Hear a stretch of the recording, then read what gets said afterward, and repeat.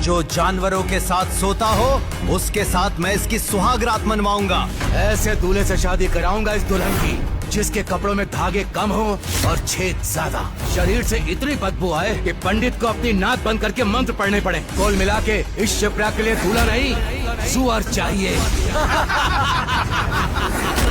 और फिर जब शिप्रा नाम की उस दुल्हन की जबरदस्ती ऐसे ही एक भिखारी से शादी की जाने लगी, तब मैं इस भिखारी से कभी शादी नहीं करूंगी। छोड़ो मेरा हाथ। दुल्हन के लाल जोड़े में सजी शिप्रा की आवाज पूरे पंडाल में गूंज उठी, लेकिन उसकी ये हिम्मत ज्यादा देर तक टिक नहीं पाई। अगले ही पल मुख्तार नाम के उस खतरनाक गुंडे ने उसके छोटे भाई राहुल की कनपटी पर बंदूक तान दी। नहीं नहीं, मेरे भाई को छोड़ दो। तुम्हारी दुश्मनी मुझसे है ना, तो मेरी जान ले लो।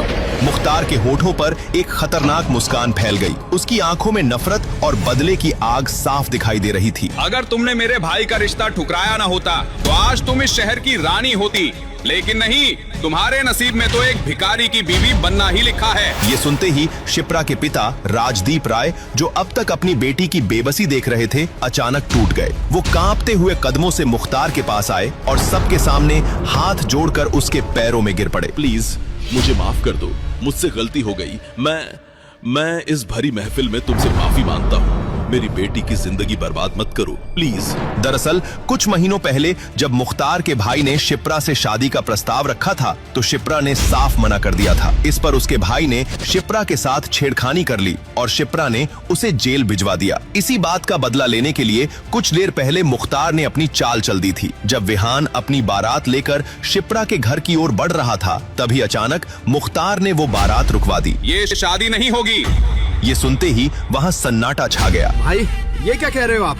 आज मेरे बेटे की शादी है। अगर शादी हुई तो दूल्हा जिंदा वापस नहीं जाएगा। भाई हम अभी वापस चले जाते हैं। लेकिन मुख्तार का बदला अभी पूरा नहीं हुआ था। उसकी नजर मंदिर की सीढ़ियों पर बैठे एक भिखारी पर पड़ी। उसके कपड़े मैले और फटे हुए थे, सिर और दाढ़ी के बाल बढ़े हुए थे। कल्ला, उस भिखारी को यहाँ लेकर आओ, इसे घोड़ी पर बिठाओ। आज इसकी शादी होगी शिप्रा से। बारात के आगे हाथों में बंदूकें लिए गुंडे नाच रहे थे और वो भिखारी घोड़े पर बैठा उलझनों में था। उसे समझ नहीं आ रहा था कि आखिर हो क्या रहा है। बैंड बाजों और गोलियों की आवाज के साथ उस भिखारी की बारात शिप्रा के घर आ पहुंची। फिर जब शिप्रा ने इस शादी से इनकार किया तो मुख्तार ने उसके भाई की कनपटी पर बंदूक तानते हुए कहा, अगर अपने भाई की सलामती चाहती हो तो तुम्हें इस भिखारी से शादी करनी पड़ेगी।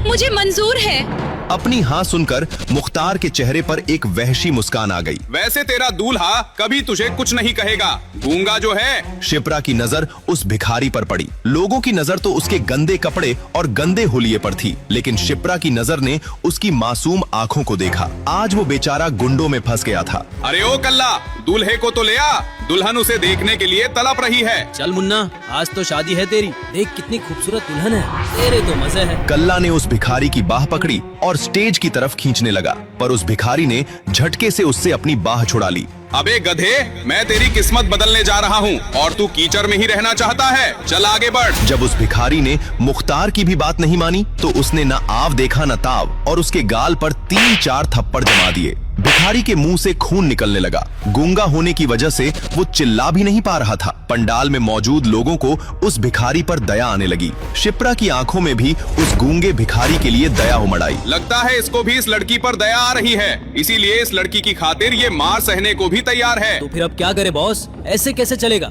इतनी जल्दी तो कोई दूसरा भिखारी भी नहीं मिलेगा। सुन बे भिखारी, ये लड़का अपनी बहन के कारण तो बच गया, पर अगर तू अपनी जिद पर अड़ा रहा तो ये जरूर मारा जाएगा। मुख्तार की इस बात का तुरंत उस भिखारी पर असर हुआ। अब उसकी आंखों में बेचैनी नजर आने लगी। वो कभी राहुल की ओर देख रहा था तो कभी शिप्रा की ओर। अब शिप्रा भी उसकी बेबसी को भली भांति समझ रही थी। क्या हुआ, तुम्हें मेरी बात समझ नहीं आ रही, या तुम चाहते हो कि इस लड़के की बलि चढ़ जाए?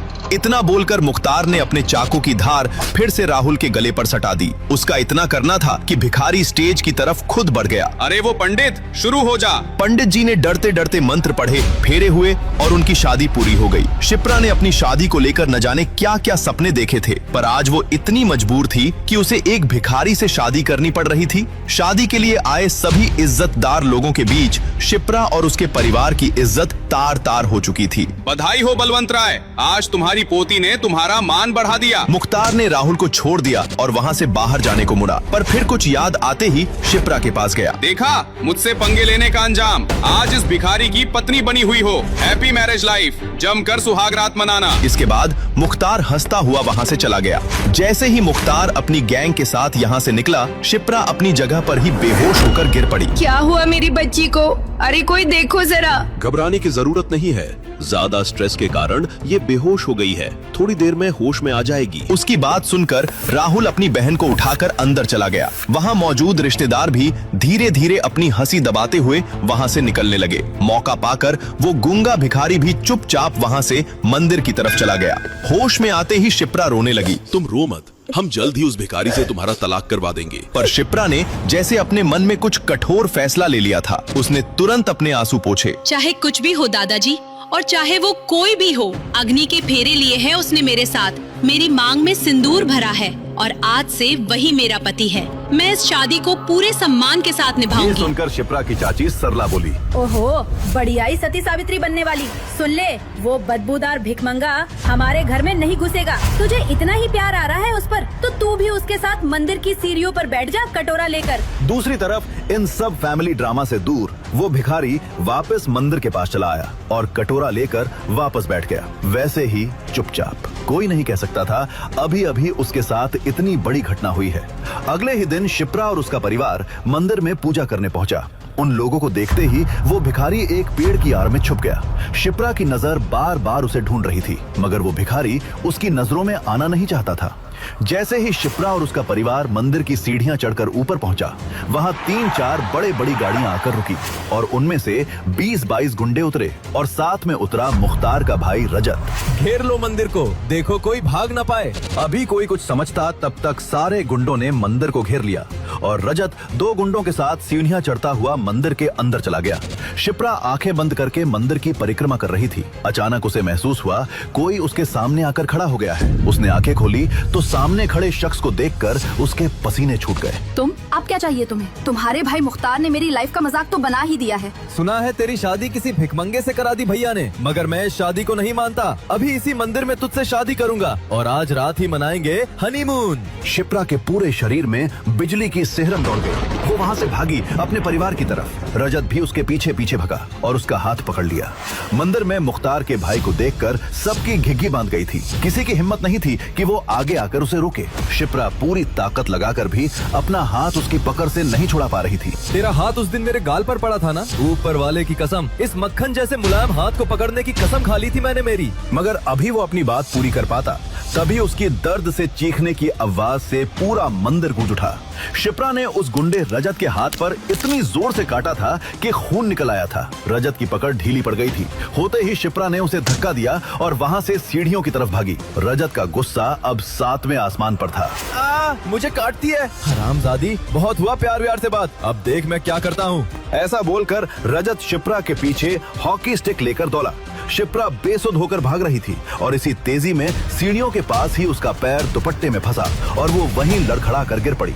रजत उसके पास पहुंचा और गुस्से में चीखा, मुझे धक्का देती है, अब देख मैं तेरा सर कैसे खोलता हूँ। ऐसा बोलकर उस गुंडे रजत ने हॉकी स्टिक उठाया। शिप्रा ने डर के मारे अपनी आंखें बंद कर ली। वो समझ गई थी अब बचने का कोई रास्ता नहीं था। मगर 2 सेकंड बीते, 3 सेकंड बीते, उस पर हॉकी का वार नहीं हुआ। वो समझ नहीं पाई ये हुआ क्या। उसने अपनी आंखें खोली तो वहाँ का नजारा देखकर चौंक पड़ी। वही भिखारी, उसका पति रजत और उसके बीच था, शिप्रा के ठीक ऊपर, और रजत उसे बिना देखे दे दनादन मारे जा रहा था। उसके सर से खून बहा जा रहा था।